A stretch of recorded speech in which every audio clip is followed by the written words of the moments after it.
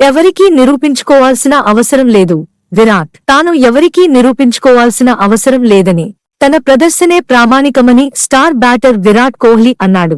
ఐపీఎల్లో అత్యధిక పరుగుల జాబితాలో అగ్రస్థానంలో ఉన్న విమర్శలు వచ్చిన నేపథ్యంలో ఇలా స్పందించాడు.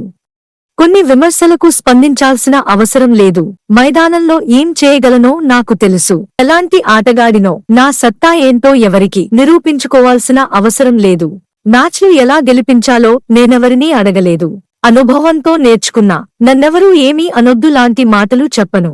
అలాగే నేనెలా ఆడాలన్న విషయంలో ఎవరి ఆమోదం అవసరం లేదు అని కోహ్లీ చెప్పాడు. కోహ్లీ స్ట్రైక్ రేట్ తక్కువగా ఉండటంపై దిగ్గజ ఆటగాడు సునీల్ గావస్కర్ వ్యాఖ్యలు చేసిన సంగతి తెలిసిందే.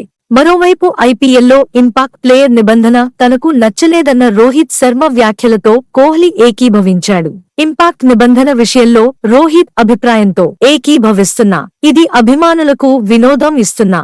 ఆట సమతూకాన్ని దెబ్బతీస్తోంది. బ్యాటర్లు చెలరేగుతుంటే బౌలర్లకు ఏం చేయాలో అర్థం కావట్లేదు. ప్రతి జట్టులోనూ బుమ్రా, రషీద్ లాంటి బౌలర్లు ఉండరు. బ్యాట్, బంతికి మధ్య సమతూకం ఉంటేనే ఆట అందంగా కనబడుతుంది. క్రికెట్ అంటే 4లు 6లో కాదు. సమతూకం ఉంటే 160 పరుగులను కూడా కాపాడుకోవచ్చు. ఈ నిబంధనను ప్రయోగాత్మకంగా ప్రవేశపెట్టామని బీసీసీఐ కార్యదర్శి జైషా ఇటీవలే అన్నాడు.